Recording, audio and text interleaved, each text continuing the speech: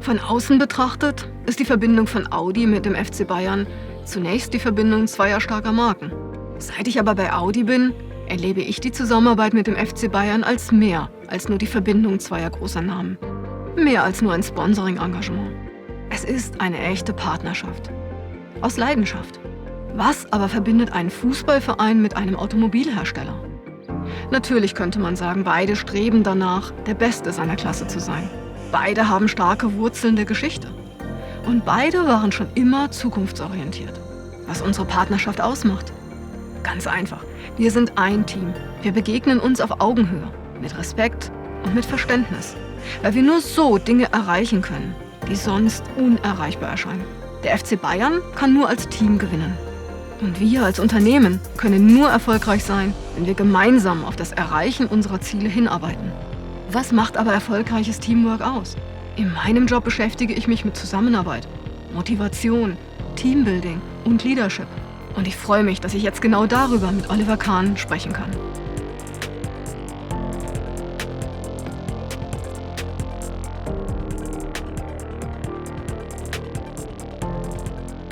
Hier war ich auch schon länger nicht mehr. Okay. Ja?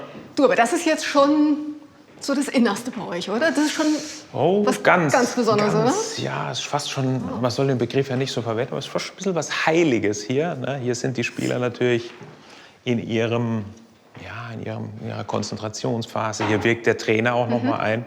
Ich schaue jetzt gerade immer dahin, weil da war nämlich mein Platz früher. Hast du da gesessen? Und da kommen natürlich sofort Erinnerungen. Ja. Was fühlst du dann, wenn du jetzt hier drin stehst? Ist das so kribbeln? Ein bisschen schon, ja. Vermisst du es? Nein. Okay. Nein, absolut nicht. Ich habe ja 2008 aufgehört und war eigentlich nach 20 Jahren dann fast schon ein bisschen froh, dass es dann irgendwann mal vorbei ist. Aber ich bin ja da gesessen und was mir sofort wieder einfällt, ist das Wort Routine. Ja, solche Routinen, wie man sie ja dann als Hochleistungssportler erlernt, die geben einem Sicherheit. Sicherheit, ne? Wahrscheinlich was Wertvolles, was du damals aus der Zeit mitgenommen hast, jetzt in deinem Managerleben, Ich kann vieles mitnehmen, aber manches auch überhaupt nicht. Also da muss man dann schon ein bisschen vorsichtig sein. Ja. Die Führung eines Fußballteams, das ist so ein bisschen auch der Hauptunterschied. Ne? Da kenne ich jeden, da kann ich auf jeden Einzelnen eingehen, was natürlich super ist. Berechenbar. Ja, genau. Und das kann ich natürlich, je größer Teams werden, wird es dann immer schwieriger. Ja, klar. Auf der anderen Seite, jeder hat ja irgendwo so ein Kernteam. Also auch wenn du jetzt, bei mir sind ein paar tausend Mitarbeiter, aber ich habe ja trotzdem auch das ganz enge Team, der direkte Führungskreis.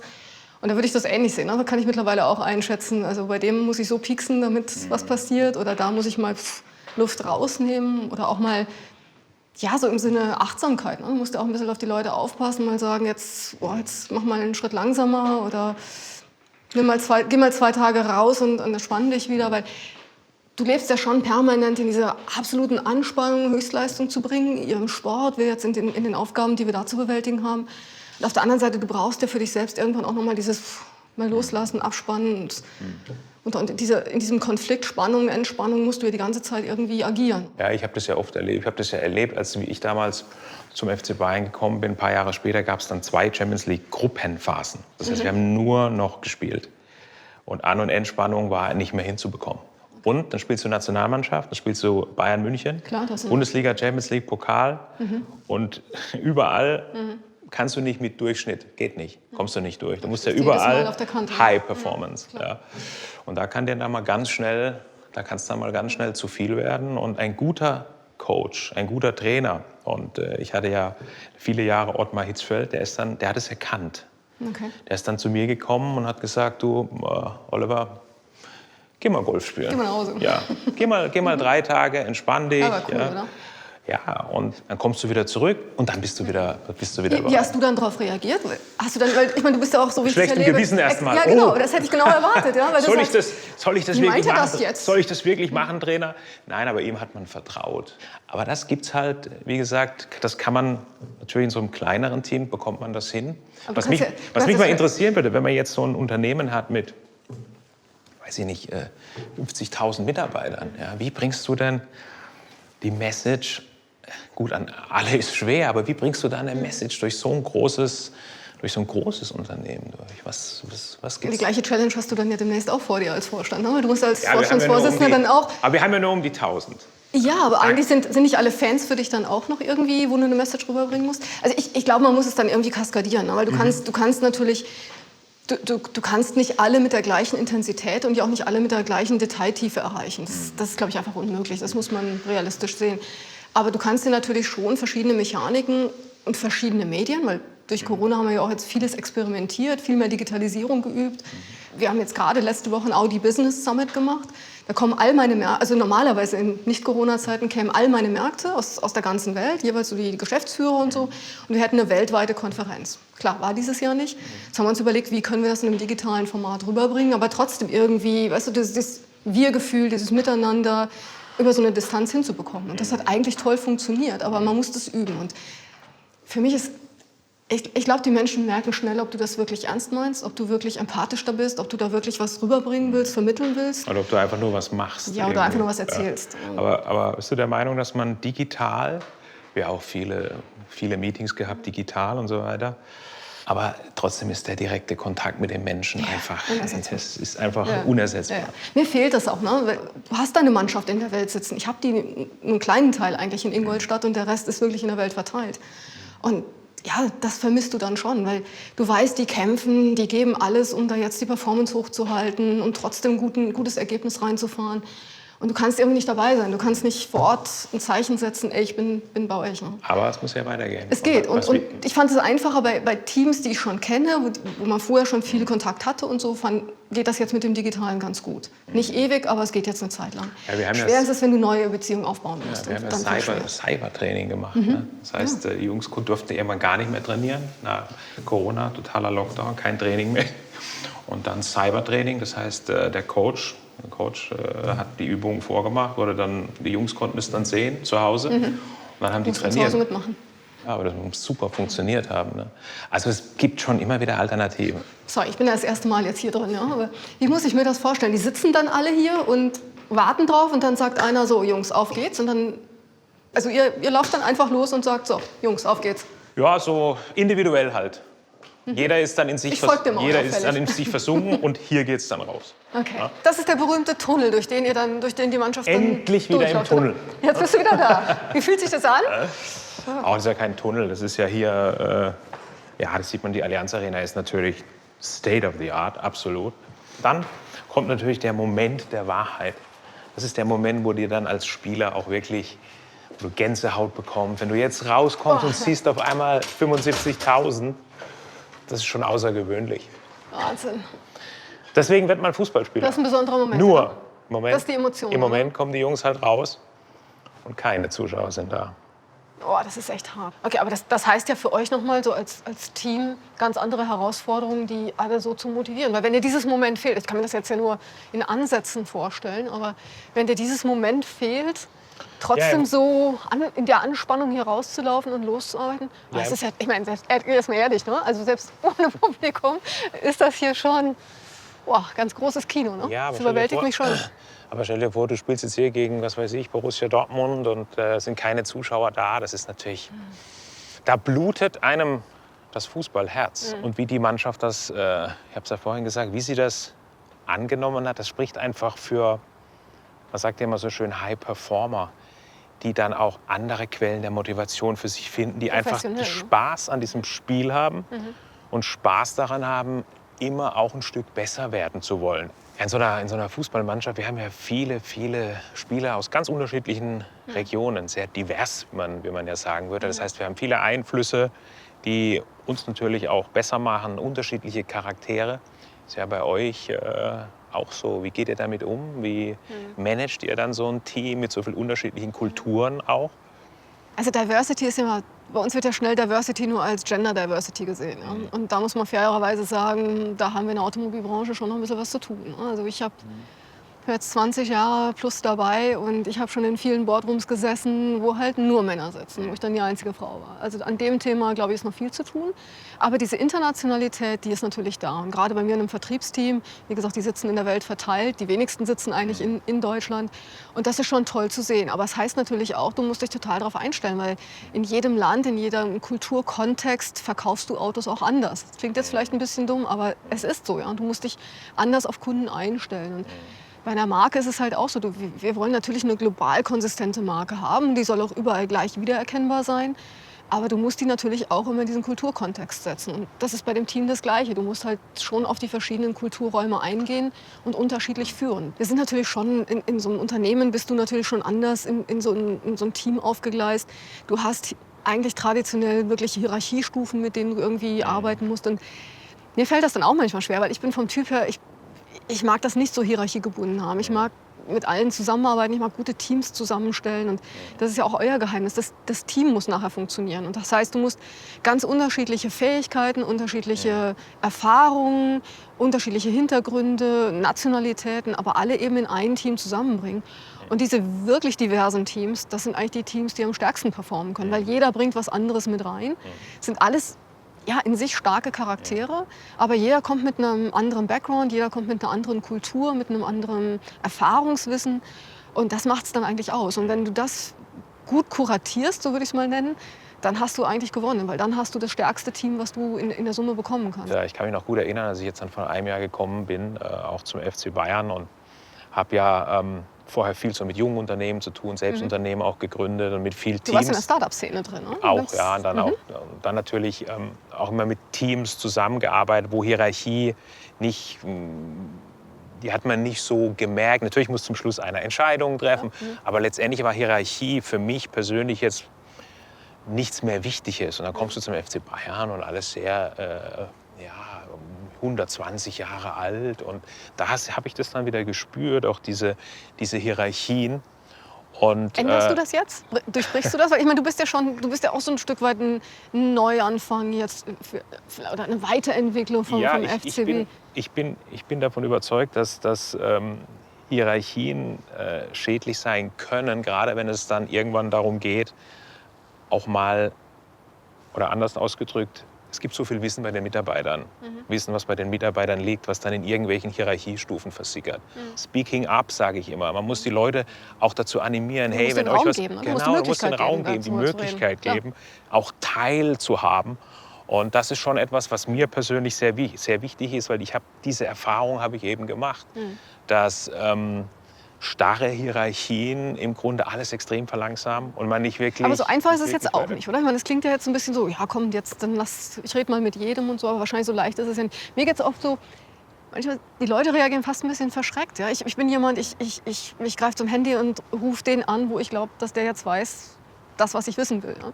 Und manche Mitarbeiter sind dann auch erstmal einen Moment verschreckt, so wie jetzt ruft der Vorstand an. Ja? Das habe ich auch. Ich finde, das muss einem bewusst sein, weil du willst ja nicht verschrecken. Du willst ja eigentlich ein total positives Zeichen setzen und sagen, mir ist deine Meinung wichtig. Du hast eine Expertise, die jetzt für mich wahnsinnig wichtig meine Entscheidungsfindung ist. Aber das heißt natürlich auch, dass du musst ja deine Rolle immer wieder bewusst sein, die du da hast und wie Menschen damit umgehen können. Man muss den Menschen Zeit lassen und wir sprechen ja auch immer von Veränderung. Ich glaube, man muss ja auch erklären, warum lohnt es sich denn für den einen oder anderen Mitarbeiter? Warum lohnt sich denn Veränderung für ihn selbst? Und wir haben jetzt beim FC Bayern unter meiner Verantwortung auch ein Projekt ins Leben gerufen. Das heißt Ahead. Das ist ein Strategieprojekt, wo wir uns einfach die Frage stellen, ja, was sind denn die Erfolgsfaktoren der Zukunft? Sind das noch die gleichen, wie sie aktuell sind? Oder Erfolgsfaktoren der Vergangenheit? Kann man die einfach so in die Zukunft übertragen? Aber das setzt natürlich schon, darauf wollte ich hinaus, das setzt natürlich bei dem einen oder anderen Mitarbeiter dann schon so, oh, was bedeutet das jetzt und was bedeutet das für mich? Und deswegen ist es mir sehr wichtig, in so einem Prozess auch versuchen, immer wieder die Leute auch mitzunehmen, damit sie verstehen, damit sie auch das Gefühl bekommen, ja, natürlich profitieren wir da davon, wenn wir diesen Change-Prozess jetzt angehen. Aber was sagst du den Menschen dann? Warum müssen die sich verändern? Was wird anders? Weil, jetzt mal ehrlich, Corona, glaubst du, das wird wieder hier so voll wie vorher? Ja, das ist natürlich auch eine Frage, die man stellen muss. Wird das gleich wieder so sein oder wird auch das nicht eine gewisse Zeit brauchen? Also, müsst ihr ein anderes Also ihr sagt mir ist an mir, wir sagen Vorsprung durch Technik. Und Vorsprung durch Technik steht für Audi seit 50 Jahren. Es gibt ganz wenige Marken, die über 50 Jahre ihren gleichen Claim, ihren gleichen, ich würde mal so Guiding Spirit haben, wo es hingeht. Und als ich letztes Jahr zu Audi gekommen bin, haben mich viele gefragt, was jetzt mit dem Claim, behältst du den, ändert ihr den, ihr müsstet den doch jetzt irgendwie nochmal neu machen. Ich habe gesagt, nein, weil das ist ja ein Anspruch, den wir haben. Warum solltet ihr neu machen? Ja, einfach mal was Neues zu machen, man muss mal was ändern, man muss aufgrund jüngster Vergangenheit vielleicht ein paar Dinge ganz anders machen, neu aufsetzen. Und ich finde, für uns ist Vorsprung durch Technik ist eine Haltung, ist ein Anspruch und den willst du nie aufgeben. Du willst deine Ambitionen ja nie aufgeben, du hast deine Ambitionen auch nie aufgegeben. Aber du musst natürlich darüber nachdenken, was bedeutet Vorsprung. Und in der Vergangenheit war Vorsprung, weißt du, so, wir kommen aus einer Generation, wo man Autoquartett gespielt hat. Schneller, höher, weiter, ja, das hat funktioniert. Das kann heute Vorsprung nicht mehr sein. Heute geht es darum, Technologie zu entwickeln, die natürlich einen Vorsprung ermöglicht, aber in einen Vorsprung, der auch den Menschen was bedeutet, der einen Beitrag leistet, der auch einen Beitrag an die Gesellschaft leistet. Also denk an CO2, denk an das ganze Umweltthema. Wir wollen da ja aktiv gestalten und aktiv unseren Beitrag dazu leisten, dass individuelle Mobilität, dass man sich nach wie vor einfach ins Auto setzen kann und ohne schlechten Gewissen damit unterwegs sein kann. Und so muss ich Vorsprung, das bleibt Vorsprung durch Technik, aber Vorsprung, was bedeutet Vorsprung, muss ich neu definieren. Und das ist ja auch genau ein Punkt für dieses Projekt Ahead. Ahead heißt ja vorwärts, nach vorne denken. Was bedeutet denn mir san mir jetzt in diesem kommenden Jahrzehnt? Und ich glaube, wir sind gut oder wir tun gut daran, uns eben mit unseren Mitarbeitern, mit allen zusammen mal Gedanken darüber zu machen, was bedeutet das? Was geben wir auch der Gesellschaft eigentlich als Fußballverein in diesem kommenden Jahrzehnt zurück?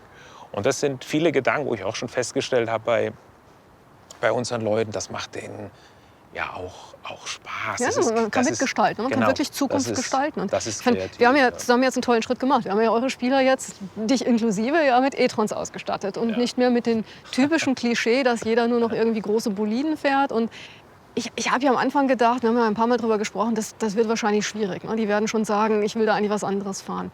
Und wir haben ja jetzt vor kurzem die Fahrzeugübergabe gemacht und ich war schon begeistert, wie eure Spieler darauf reagiert haben. Weil so ein Müller zum Beispiel, der war total interessiert, hat das gar nicht erwartet, dass ein Elektrofahrzeug so fährt, so performen kann.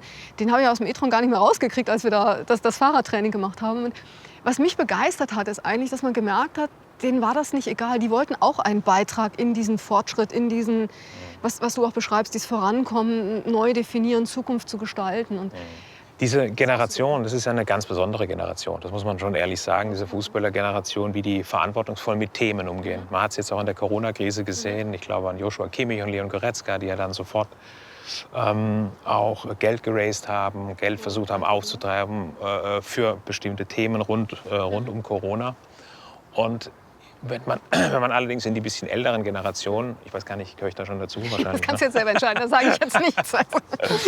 Ja, da gibt es natürlich schon eine gewisse Skepsis. Ist klar, da ist man so gewohnt, hier halt die PS und dann, wenn man dann in ein Elektroauto sitzt, das ist zunächst mal dann schon eine Umstellung. Und letztendlich ist es immer das Wort Verantwortung. Und Offenheit, und ich kann mich, ja genau, und wenn ich mich jetzt noch weiterhin in irgendwelche, was weiß ich, Benzin verbrauchenden Autos hole, kriege ich auch Ärger mit meinen Kindern. Das merkt man dann, die stehen auf einmal da, hey, was soll das? Ja. Und ich glaube, das sind gesellschaftliche Entwicklungen, die sind jetzt im Gang. Und das braucht natürlich Zeit, aber ich kann mir gut vorstellen, irgendwann wird es keine Benzinautos mehr geben. Ja, und ihr müsst ja ein Teil ihr müsst ja diese Haltung auch ausdrücken. Ist das eigentlich jetzt gut für euch oder nicht gut für euch? Das ist gut für uns, weil weil wir sind überzeugt, wir haben uns da klar committed, wir haben eine klare Roadmap, wie wir jetzt bis zum Jahr 2025 insgesamt 30 elektrifizierte Audis auf die Straße bringen, neue Modelle. Davon sind es 20 reine Elektroautos. Und wir investieren da Milliarden in diese Innovationsthemen. Also das ist schon echt ein ernstes Commitment, dass wir da unseren Beitrag leisten wollen. Und für mich das Schöne auch, das sind jetzt logischerweise gerade keine leichten Zeiten, auch finanziell für alle keine leichten Zeiten. Und wir halten trotzdem an dieser Roadmap fest, ja, weil Klimaschutz erlaubt einfach keinen Aufschub. Du kannst jetzt nicht mal ein Jahr aussetzen. Wir müssen jetzt aktiv sein, müssen jetzt was tun. Da dürfen wir keine Zeit verlieren. Übrigens auch ein Riesenthema bei uns. Auch ein Riesenthema in dem Projekt, von dem ich gerade gesprochen habe, ist das Thema Nachhaltigkeit. Ja, klar. Ja, gerade so ein Fußballverein, wir müssen uns natürlich Gedanken machen, ja, was wir auch sehr, sehr intensiv tun. Ja, wenn man sieht, hier, ja, das braucht alles Strom. Dann hast du hier natürlich viele Leute, die hier hoffentlich bald wieder hier anreisen zum Start. Das heißt, nachhaltig die Allianz Arena nachhaltig aufzustellen, das ist ein ganz großes Thema. Aber ihr habt ja schon mal 40 Ladesäulen von uns. Also Strom tanken könnt ihr schon mal für die E-Trons. Ich fahre jeden Morgen immer in die Garage, bei uns in die Garage rein und da ist sie. Und du hast dich dran gewöhnt, oder? Ja, natürlich. Ich weiß ja, du hast noch gefragt, wie... Ich brauche nur noch eine, aber das ist nur unter uns. Ich bräuchte noch eine zu Hause. Kriegen wir auch. Also Sehr gut. Sehr gut. Lösen für viele Kunden, dann werden wir das auch für dich lösen. Ja, super. Sag mal, jetzt stehen wir hier an der Trainerbank, oder? Da sitzen die Trainer. So, Genau, Trainer und Spieler. Aber jetzt, warum bist du eigentlich nie Trainer geworden? Hat das eigentlich nicht jeder erwartet von dir, nach deiner Karriere zu sagen, jetzt mache ich den Trainer? Aber, juckt dich das? Nein. Das Leben hat auch noch andere Sachen zu bieten. Ich habe 2008 aufgehört und endlich konnte ich meinen Tag selbst einteilen. Da war sie dahin mit der Routine nach 20 Jahren Golf spielen, wann ich will, Urlaub, Reisen, Ausschlafen. Was ein Leben. Boah, war das langweilig. nach so 6 Monaten und dann habe ich ja schon immer in meinem Hinterkopf gehabt, das Unternehmerische hat mich immer interessiert und da stellt man natürlich schnell fest, da fehlt es noch an den ein oder anderen Ecken und habe dann überlegt, fängst wieder an zu studieren. Also lebenslanges Lernen, oder? Ja, das sowieso. Das war damals noch nicht so, glaube ich, in den Köpfen drin. Ich glaube, heute ist uns das ja klarer, dass im Grunde das, was wir heute lernen, schon wieder übermorgen vergessen ist und wir uns ja permanent auch entwickeln müssen. Ist halt so, in so einer Zeit leben wir mal. Das sind ja schon große Herausforderungen. Jetzt sind wir beide nicht mehr die ganz, ganz Jungen. Das da noch mal zu... Ja, okay, ich schon, du nicht, aber... okay, aber es ist ja schon was anderes, als wenn du mit 20 so einen Perspektivenwechsel machst oder wenn du den jetzt noch mal machst. Ich liebe aber Herausforderungen. Und ich glaube, das ist auch etwas was nie nachlässt. Und ich habe es ja gesagt, 2008 dann aufgehört, dann MBA gemacht, studiert, dann so die ersten unternehmerischen Erfahrungen gemacht und dann Unternehmen gegründet mit Partnern zusammen. Mal hier auf die Nase gefallen, was ja auch nicht ganz unwichtig ist. Wie bist du dann damit umgegangen? Weil Niederlagen, das ist ja für uns auch schwierig. Es passieren ja mal Dinge, die laufen halt nicht so, wie man es geplant hat und gehen dann mal fürchterlich in die... Ja, aber nichts ist man gewohnter als Sportler, wie dass man Niederlagen erleidet. Aber es macht es nicht besser, oder? Nee, es macht es überhaupt nicht besser. Und ich werde ja häufig gefragt, was hast du jetzt so aus, oder was war die Niederlage, wo du am meisten gelernt hast? Also ich kann nur sagen, wenn es geht, sollten wir Niederlagen vermeiden.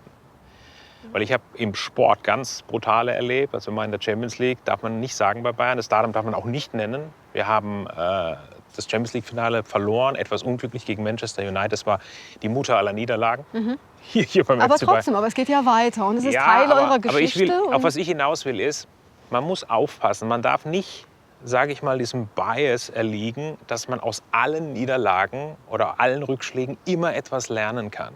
Weil ich bin davon überzeugt, am meisten lernen wir aus unseren Erfolgen. Da lernen wir nämlich, wie es geht. Niederlagen, es wird immer heute so getan, ja, das ist so ganz toll und wichtig und so ein bisschen amerikanisiert. Ja. Wenn es geht, sollen wir schauen, dass wir sie nicht erleiden. Und wenn ja, dann überlegen wir, okay, was soll mir das sagen? Aber nicht überanalysieren. Und dann geht's weiter. Da wäre lieber die Kraft nach vorne und dann auch wieder die Zukunft neu gestalten. Ja. Du jetzt, also Trainerbank nicht, habe ich verstanden. Aber dann ist das ja hier für dich Tabuzone. Weil in deinem neuen Job sitzt du ja als Vorstand. Weiter oben. Sitzt du nicht mehr hier, ja? Nee. Ich Zeig mir doch mal deinen neuen Arbeitsplatz, weil das hier ist ja nicht mehr deiner. Jetzt guckst du das Spiel lieber von oben oder von unten? Also in letzter Zeit habe ich gedacht, ich würde auch mal gerne wieder so von der Bank aus schauen. Ja, da lernt man auch so einiges, wie es so zugeht, Trainer, Mannschaft und so. Ja, nicht uninteressant. Schon sehr weit oben, oder? Ja, hat auch seinen Charme. Wenn man so einen Weitblick hat, sind wir ja gleich beim interessanten Thema an. Weitblick hat ein bisschen was mit Strategie zu tun, in die Ferne zu schauen, was passiert in Zukunft. Transformation ist ja auch bei euch ein großer Begriff. Großes Schlagwort. Ja, wie bekommt ihr das hin? Was sind da für euch die Herausforderungen? Bei uns sprechen wir so von den großen Brüchen. Du musst schon ein paar echte Brüche machen. Also wenn ich bei Audi schaue, weißt du, wir haben den TT, wir haben den R8. Das sind die Ikonen, die die Marke Quattro, die Marke geprägt haben über viele, viele Jahrzehnte. Und wir sagen, du kannst jetzt nicht einfach wieder einen Nachfolger machen. Viele fragen mich, R8 jetzt, wann kommt der Nachfolger vom R8? Und wir versuchen dann immer das Bild zu bringen, die Ikonen der Vergangenheit sind nicht die gleichen Ikonen der Zukunft, sondern du musst diese Ikonen ja in die Zukunft überführen und dann kommt was anderes raus. Das ist dann kein R8, die nächste Generation. Dafür kommt jetzt ein e-tron GT, der erste vollelektrische Supersportwagen von Audi. Und so, glaube ich, müsst ihr ja auch transformieren. Wahrscheinlich Ikonen aus der Vergangenheit, aber in die Zukunft bringen. Und das ist ja wahrscheinlich mehr als nur eine Liga, oder? Natürlich. Bei uns stellt sich ja die Frage, wir haben ja ein sehr unterschiedliches Publikum, auch was Fußball sich anschaut. Und wir haben ja eine jüngere Generation, die heute so viele Möglichkeiten hat, die heute da muss ich nicht mehr ins Stadion gehen oder ich will mir nicht mehr 90 Minuten Fußball anschauen. Ich kann das auch, ich habe da viele andere Möglichkeiten. Das hat man schon oft gesagt, ist denn die Konkurrenz in Zukunft auch für einen Fußballclub, sind es weiterhin die anderen Bundesligamannschaften, sind es die europäischen Spitzenteams oder haben wir nicht ganz andere Konkurrenz? In der digitalen Welt ist es nicht Netflix, die unsere Konkurrenz um die Aufmerksamkeit der jungen Leute ist. Im Kern geht es ja bei all unseren Überlegungen geht es im Kern immer darum, wie können wir weiterhin sicherstellen, dass wir hier unten eine Top-Mannschaft hinstellen können, die die Zuschauer in den Bann zieht, die unterhält. Heute geht es nicht mehr darum, nur noch zu gewinnen. Kaltes Gewinnen ist nicht spannend genug. Es geht um das Wie. Es geht auch in Zukunft natürlich um den Unterhaltungsfaktor, der sehr, sehr wichtig ist. Und ich glaube, dann wird es uns auch gelingen, da bin ich felsenfest davon überzeugt, auch in diesem Jahrzehnt weiterhin so erfolgreich zu bleiben. Ich glaube, ist ja nicht ganz so einfach. Wir sind 8-mal in Folge jetzt Deutscher Meister geworden. Wir haben auch in dem Jahrzehnt 2-mal die Champions League gewonnen. Das ist schon mal, das ist eine Vorgabe. Ich glaube, das ist Bayern München. Bayern München, das ist so ein bisschen auch das Mir san mir. Bayern München ruht sich darauf nicht aus, sondern es ist einfach die Kultur dieses Clubs, immer noch einen draufzusetzen, immer sich noch weiterzuentwickeln. Mit den Audianern genauso. Wir sprechen ja von uns als Audianer und das hat mich echt berührt, als ich zu Audi gekommen bin, dass das so ein starker Zusammenhalt war, dass das super wertvoll ist. Ne? Wir sind Audi und das wird wirklich gelebt und das ist, glaube ich, auch gerade in dieser Transformation eine unglaubliche Kraft, einen unheimlichen Asset, wie man sagt, weil du weißt, du hast die Mannschaft zusammen und du weißt, diese Mannschaft will zusammen nach vorne gehen, die will Vorsprung leben jetzt, wie wir es verwenden. Und das ist, glaube ich, das ist eigentlich ein sehr befriedigendes Gefühl, wenn man das schaffen kann, ein Team so zu bewegen, gemeinsam in die Zukunft zu gehen, gemeinsam die Zukunft zu gestalten. Also dieser Gestaltungsaspekt, und du gestaltest jetzt auch mit deinem Team ganz wesentliche Schritte für den bestehenden Erfolg von FCB. Und ich glaube, das ist schon was einem als Vorstand wahnsinnig viel Kraft gibt und Energie gibt, das gemeinsam mit dem Team machen zu können. Das ist genau der Punkt. Wird ja dann häufig oft gefragt, wo nimmt man seine Motivation her oder was? Wo nimmt man auch seine Zufriedenheit her? Früher war das relativ einfach. Wenn du gewonnen hast, dann hast du dich gut gefühlt. Heute ist das alles, hat sich vieles verändert. Heute ziehe ich meine Energie oder auch mein Wohlfühlen eben aus der Entwicklung von anderen auch. Wenn ich sehe, ein Team hat sich weiterentwickelt, ist einen Schritt weitergekommen, dann gibt mir das persönlich ein gutes Gefühl. Und ich glaube, das ist ja auch Leadership. Leadership bedeutet ja im Grunde natürlich ein Ziel irgendwo vorzugeben, dann aber auch die Leute zu befähigen, dass sie dieses Ziel erreichen können. Also das zwischen Manager und Leader. Ja, genau, das Umfeld auch stark zu machen. Ich glaube, das ist so die Kernaufgabe auch von Leadership. Nicht immer einfach. Viel Energie drin, ja, aber es ist es wert. Ne? Es ist sehr befriedigend, das zu machen. Kalt hier, ne? Du, super. Ich glaube, also erstmal vielen Dank für deine Zeit. Danke auch. Es hat Spaß gemacht, toller super. Input. Toll, ja. Und ich bin mir sicher, da wirst du viele Audianer glücklich machen. Machen wir einen Deal. Sehr gut. Prima. Du, dann packen wir es und ziehen uns was Wärmeres rein, oder? Ja, so, da kann es schon kalt werden hier. Müssen wir mal drüber nachdenken. Ja, Betonboden. Du, wie wär's mit Fußbodenheizung im Fußballstadion? Das fände ich eine echte Alternative. Anbieten. Ja, super. Du, jetzt musst du da rumgehen und ich gehe hier rum. Okay. Schauen wir mal. Gut, dass ihr genug Platz habt.